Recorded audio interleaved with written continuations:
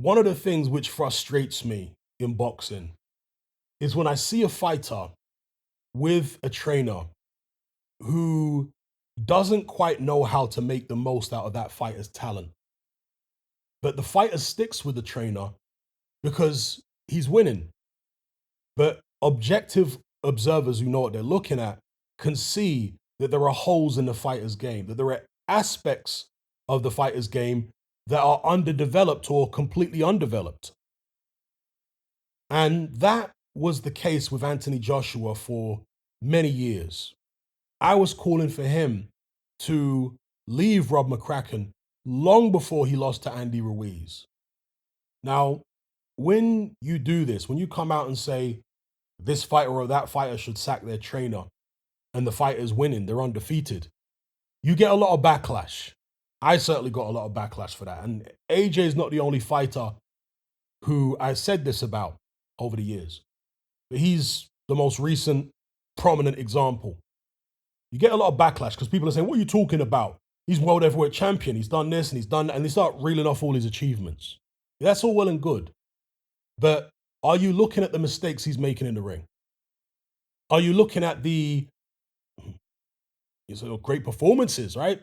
But in those great performances, there are mistakes. There are areas of his game that need working on. And fight after fight, I was noticing that those areas are not being worked on, or at least those areas are not improving to the degree that you'd want to see. But he's still managing to get the job done and beat people. And the fanboys want to remain blissfully ignorant. They want to ignore all of the warning signs, all of the danger signs that this fighter isn't developing in certain areas as well as they should be. Ignore all that. It's all about emotion for these people. It's, oh, but Rob's his mentor and Rob's his good friend. And do you know what I mean? They get into the emotional side of it. I detach myself from the emotion of it and just look at bare bones, what's going on here in this fight. Obviously, we all get emotionally invested in fights, but I'm talking about once the fight is over, it's all said and done, and I'm analyzing what took place in the ring. I'm not thinking about, oh, well, Rob McCracken's a really good guy and he helped AJ. So I'm not thinking about any of that. I'm thinking about it purely from a logical and professional perspective, just breaking it all down. And when I look at AJ against whoever, Carlos Takam, against Joseph Parker, against Alexander Povetkin, against Klitschko, there are things there that I don't like. There's plenty of things I do like, but there were things there that I didn't like. And I wasn't seeing certain aspects of AJ's game improving in the way that I wanted to. So this is me explaining why I was criticizing Rob McCracken for so long and saying that AJ should leave him. Now, one of the, as I said at the start, frustrating things is that it's usually not until the fighter loses that they turn around and say, oh, maybe I should change the trainer. Why wait until then? Why not change the trainer before that happens? This is the frustrating thing. You may have avoided at least one of those losses if you'd sorted out the training. And I'm not talking just about AJ here. I'm talking about every fighter, right? Fighters in general. You may avoid certain losses. You may reach your peak as a fighter quicker if you're with the right trainer, if you make the right decision and pick the right guy earlier on, rather than waiting until you lose. It took AJ losing twice before he got rid of Rob McCracken. Really? I mean, people often talk about Lennox Lewis and how great he would have been. He was already a great fighter, but how much greater he might have been if he'd been with Manny Stewart from the beginning. We can only speculate, right? But he was with John Davenport early on in his career. Then he was with Pepe Correa before he got with Manny Stewart. And again, that came after a bad knockout loss. Why wait for tragedy to strike? Disaster to strike, should I say, before you decide to switch things up? You see, you need to be looking for the issues and the problems during the good times. That's how you stay on point. Do you know what I mean? That's how you avoid disaster, is you looking for the issues during the good times. You don't wait until you're lost. Anyway, I'm longing this out. I say all that to talk about what Anthony Joshua has said here in a recent interview. He said, when you're winning, you don't see you need to make changes. That's disturbing to me, because even though he was winning, didn't he get hurt early against Alexander Povetkin? Wasn't he getting touched up by Carlos Takam? Do you know what I mean? Why didn't he think that, okay, I need to make changes here? That's disturbing to me. But it's not uncommon for fighters to be this way. And in fact, many times with fighters, I think it's misplaced loyalty. I don't think it's even a case of them not realizing that there's things they need to work on. I think it's just that they have this emotional attachment and they feel guilty about sacking the trainer when they're still on a winning streak. Do you know what I mean?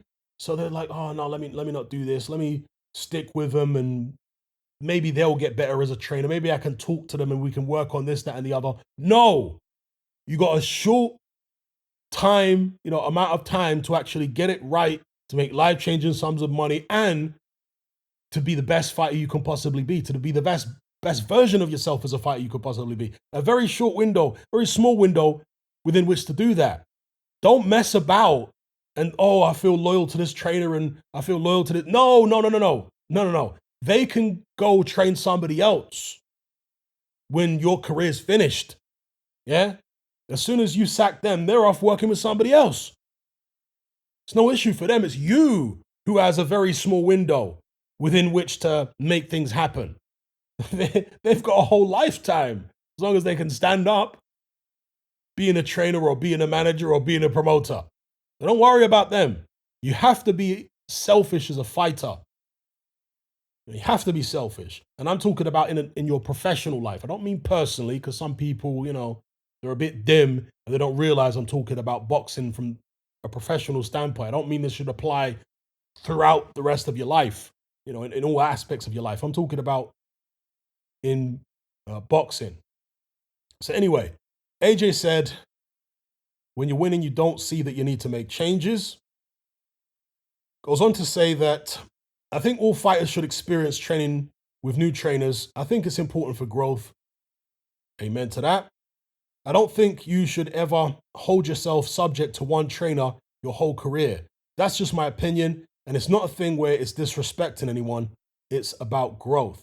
You have to try and experience new things. See what you like from other people if you have the opportunity. That's all it was. It was time for me to grow as a fighter. When you're winning, you don't see that you need to make changes. He goes on to say, well, this is now quoting from Robert Garcia, that a lot of things change in training camps. Once a fighter, this is AJ again now. Once a fighter gets too comfortable with his trainer and trainers get too comfortable with fighters, things are going to fail. And that's probably what happened in his last camp. Who's this talking here? Okay, sorry, this is still Garcia. Excuse me. Yeah, once a fighter gets too comfortable, that's probably what happened in his last camp. So now it's a new voice. He shows it in the ring. He shows it in the gym. And he's hungry and motivated to do it. We sit down and watch sparring matches together, and he's writing notes. So he's showing me that he really wants it. When the bell rings, it's going to be him and Usyk. That's it. He's going to have to do what we've trained him to do. We can give him the right instructions, all the instructions in the world, but if he doesn't do it, there's nothing we can do. So far, things are working out. It says, watching the first fight, I was really surprised. I was happy for Usyk because we've trained together, but I didn't expect him to win that fight. Coming to camp, Angel Fernandez has told me many things that went wrong and things that didn't happen, things they didn't do in camp. So that could be a good reason, but now I'm here and we'll do whatever it takes. I'm focused on getting this win.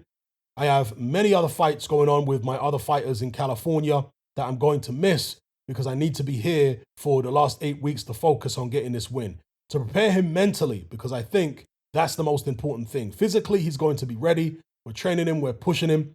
But mentally, I think that's going to be the most important thing.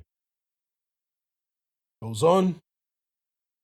He said here, it's definitely affected me in a way where you've got to keep motivation high for a long period of time, but it's helped me in a way where I've had a long time to work with my coaches. Okay, so it's now AJ talking. Long time to work with my coaches and iron things out I don't like in training camp. They're ironing out things they don't like, but it's just keeping that motivation, that consistency, preparing for a fight. That's the only issue I have with the fight being pushed back so long.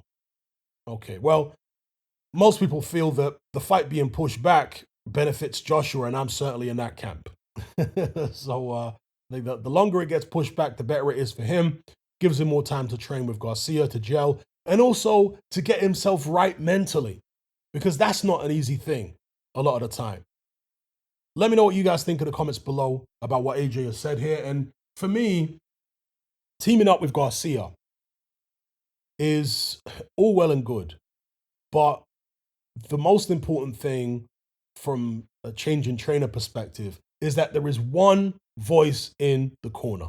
There can't be a bag of people giving different instructions with different ideas. No, there has to be a clear, as we saw, for example, I forgot to mention this in that video, but the fight between Jay Opataya and Myris Breeders, Opataya's corner did a fantastic job. That's what you want to see a corner do in a championship or any fight for that matter. Jay Opataya's corner gave clear, concise, logical instructions that were easy for Opataya to follow. And there was just one voice in that corner. Excellent job they did. I forget the name of his trainer. Is it Mike Wilson? The name of Opataya's trainer. He did a fantastic job. That's what needs to happen in AJ's corner. There can't be a bunch of people. AJ isn't the kind of fighter. See, most fighters won't respond well when there's multiple voices. But if there are fighters that can respond well to multiple voices, it needs to be like a Mayweather type of fighter, where he knows what he needs to do anyway. He's just taking a few little bits and pieces. Some outside the ring observers who are able to give him a few little extra bits of data for him to go in there and do his job. Yeah? A guy like Mayweather, maybe he might be able to still be very, very successful with multiple voices in the corner. But with AJ, no, his IQ is not that high. I'm not saying he's got the worst IQ in boxing IQ in the world. No, but it's not elite level boxing IQ. Therefore, he needs definitely, in my view, one trainer, one clear voice, one clear message. I mean, he said recently that he thought he was winning the fight because he didn't hear any urgency from his corner. So again, this shows you that his awareness of the situation, if indeed what he was saying was true, right? His awareness of the situation isn't as high as it would be with other fighters, certain other fighters who would understand, okay, I'm in trouble here. I need to put my foot on the gas and just attack this guy. All this standing off and jabbing and no. Never mind what the corner's saying. I know what's going on in the ring. So certain fighters would take matters into their own hands. AJ doesn't appear to be one of those guys. Okay? So if you are putting AJ in there and you've programmed him to fight a certain way, then there needs to be one voice when it comes to that. You can't confuse him. You got to give him clear, concise instructions. Will that be the case with this new corner team for AJ? I don't know. I certainly hope it's the case for his sake.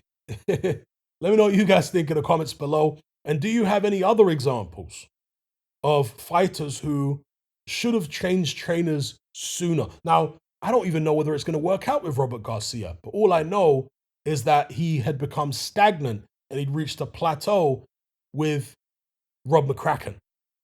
There were certain aspects of AJ's game that were not being improved and they needed improvement.